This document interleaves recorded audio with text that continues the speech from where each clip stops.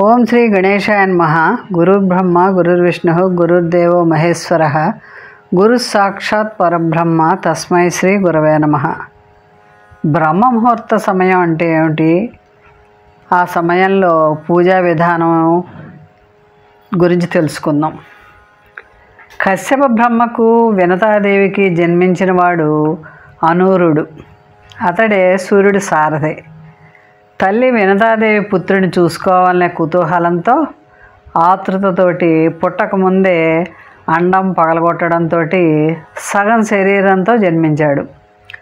బ్రహ్మ అతన్ని సూర్యుడికి సారథిగా నియమించి, నీవు భూలోకాన ఉన్న సమయమే బ్రహ్మకాలమని, ఆ కాల సమయమున చెడు అన్నది ఏ నక్షత్రాలు గ్రహాలు చెయ్యలేవని వరమిచ్చి సూర్యుడి సప్తాశ్వరథానికి సారథిగా నియమించాడు. అలాంటి బ్రహ్మ ముహూర్తంలో నిద్రలేచి మనం పూజని గనక చేసుకున్నట్లయితే ఎంతో మంచి సత్ఫలితాలు కలుగుతాయి. పూజ చేయాలని అనే నిర్ణయం చేసుకున్నప్పుడు మనం ప్రత్యేకమైన వస్త్రం ప్రతిరోజు ఉతిగా ఆరేసుకుని పూజ మొదలయ్యే టైంలో ఆ వస్త్రాన్ని ధరించాలి. పూజ మధ్యలో లేవకూడదు. దీపారాధన నివేదన మనం చేసిన తర్వాత, హారతి ఇచ్చిన తర్వాత మనం కూర్చునే ముందు చక్కని ఆసనం వేసుకుని కూర్చోవాలి. మగవారు విభూది ధరించి, ఆడవారు నుదుట కుంకుమ, కాళ్ళకు పసుపు లేకుండా పూజ చేయకూడదు. కాబట్టి పసుపు కుంకుమలు స్త్రీలు తప్పనిసరిగా ధరించాలి. పూజలో పాద్యమని పాదాలందు, వక్తమందు ఆచమనమును అర్ఘ్యము, హస్తమందు మంచి గంధం పూయాలి. పుష్పాన్ని శిరస్సునందు, ముక్కు దగ్గర ధూపాన్ని, నేత్రాలను దీపాన్ని, అన్నాన్ని హస్తమందును దర్శించాలి. పూజలో గంధం ఉంచకపోతే భయం కలుగుతుంది. గంధహీనే దరిద్రత అన్నారు. అందుకని గంధం తప్పనిసరిగా ఉపయోగించాలి. పుష్పాలు లేకపోతే యుద్ధ భయం కలుగుతుంది. ధూపం లేకపోతే రోగం, దీపం లేకపోతే మతిభ్రంశ, నైవేద్యం లేకపోతే దుర్భిక్షం కలుగుతుంది. కాబట్టి ధూప దీప నైవేద్యాలు చేసి పుష్పాలతో పూజ చేసి యథావిధిగా పరమాత్ముడిని పూజించాలి. షోడశోపచార పూజకి అంగంగా కలశారాధన కూడా చేయాలి. కలశారాధన చేసిన తర్వాత గంధ పుష్పాక్షతలతోటి మనం కలశంలో నీళ్ళని మనం తమలపాకుతోటి తిప్పుతూ గంగే చెమ్మనే చైవ కృష్ణ గోదావరి సరస్వతి నర్మదే సింధు కావేరి జలస్మిన్ సన్నిధం కురు అని మనం ఆ కలశం యొక్క ఉదగాన్ని దేవుడి మీద మనం జల్లుకుని పూజా ద్రవ్యాల మీద చల్లాలి. ఈ నీటితో నిండిన కలశాన్ని గంధ కుసుమ పుష్పాక్షతలతోటి అలంకరించాలి. ఈ కలశంలో నీటిని తమలపాకుతో తిప్పుతూ కలశస్య ముఖే విష్ణు కంఠే రుద్ర సమాసిత తన్మూలే అని ఆ శ్లోకం చదువుతూ కలశం యొక్క ముఖంలో విష్ణువు, కంఠంలో రుద్రుడు, మూలంలో బ్రహ్మ, మధ్యలో మాతృగణాలు ఉంటాయి. నీటిలో సాగరాలన్నీ ఉంటాయి. కాబట్టి ఓ గంగా, యమున, సరస్వతి, కృష్ణవేణి, గోదావరి, నర్మదా, సింధు, కావేరి మీరందరూ సాన్నిధ్యం చేయండి అని మనం కలశంలోనే ఆవాహిస్తాం అన్నమాట. దేవతార్చన చేసే భక్తులు చిత్తశుద్ధి కలవారే సంకల్పంతో మనం ఉన్న ద్రవ్యాలన్నిటినీ కూడా జల్లి పవిత్రం చేసుకున్న తర్వాత ఆ పూజ ఫలవంతం అవుతుంది.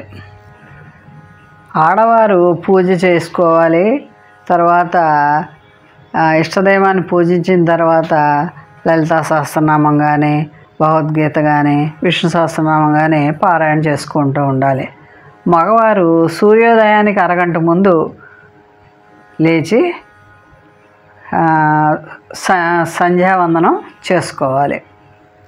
ఆడవారు లలితా సహస్రనామం పారాయణ ప్రతి శుక్రవారం కూడా చదవాలి. పుణ్యగడియల్లో చదివితే ఎన్నో రెట్లు ఫలితం మనకి లభిస్తుంది. పౌర్ణమి నాడు చంద్రుని చూస్తూ చదవడం వలన సాక్షాత్తు లలితాదేవినే ముందుగా మనం ఎదురుగుండా ఉన్నట్లుగా భావించి లలితా సహస్రనామం చదవాలి. లలితాదేవికి కలువలు, మారేడు దళాలు, తులసి దళాలు, మల్లెపూలు ఎంతో ఇష్టం. అలాగే అమ్మకి నైవేద్యంగా పాయసం, పులగం, చిత్రాన్నం ఇవన్నీ కూడా ప్రీతికరం. విష్ణు సహస్రనామం పారాయణం చేయాలి. విష్ణు సహస్రం పారాయణ చేస్తే మనకి ఆర్తులు, విషణ్ణలు, భయగ్రస్తులు, ఘోర వ్యాధుల పాలైన వారు కూడా నారాయణ నామకీర్తనలతోటి దుఃఖరహితులు అవుతారు. సాయంకాలం వేళలో స్నానాంతరం విష్ణు ఆలయాలకు పోయినప్పుడు మకర సంక్రమణాది పుణ్యకాలాల్లోనూ నామపారాయణ విశేష ఫలప్రదాయంగా ఉంటుందన్నమాట. భగవద్గీత పారాయణ తప్పనిసరిగా రోజుకి ఒక అధ్యాయం చదువుకుంటూ ఉండాలి. భగవంతుడు ఉపదేశించిన రీతిగా ధర్మాన్ని సర్వజ్ఞుడు భగవంతుడు అయిన వేదవ్యాసుడు 700 శ్లోకాలతో సమకూర్చాడు. కాబట్టి నిత్యం ఒక అధ్యాయాన్ని మనం తప్పకుండా చదువుకోవాలి. భగవద్గీతలో అర్జునుడు అడిగిన అన్ని ప్రశ్నలకి కూడా కృష్ణుడు సమాధానం చెప్తాడు. ఈ శిష్యుడు ప్రశ్నించకున్న సద్గురువు ఆత్మతత్వాన్ని వివరించడం సముచితం. కర్మాచరణమే భగవద్గీతలో ప్రధాన మార్గం.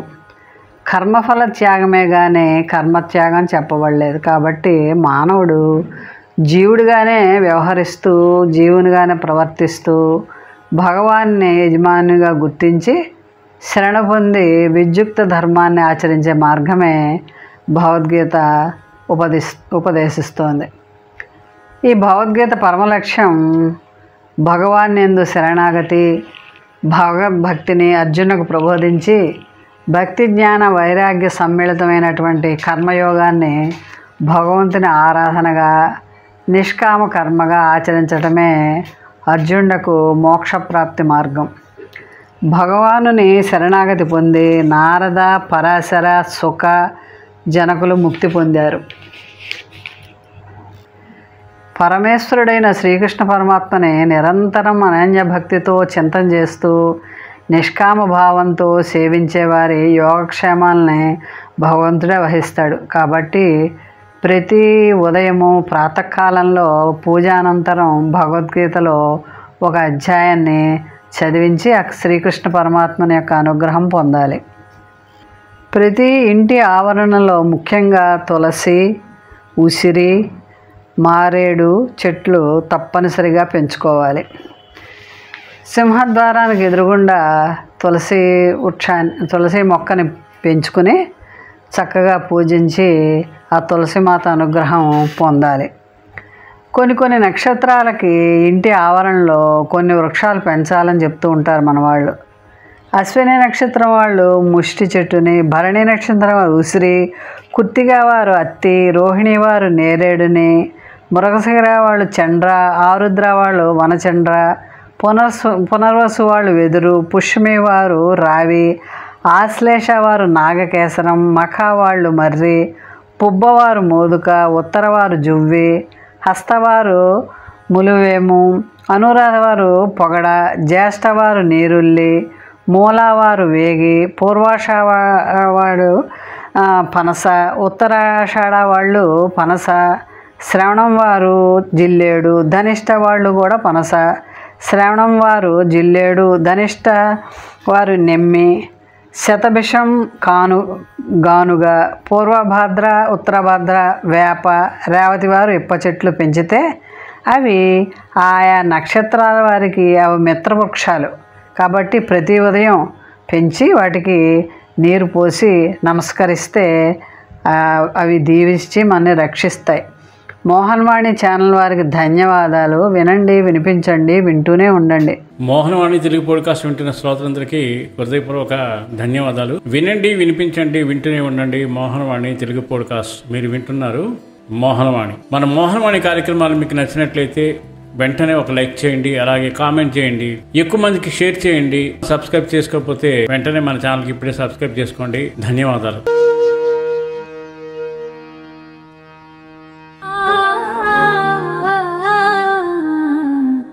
మోహన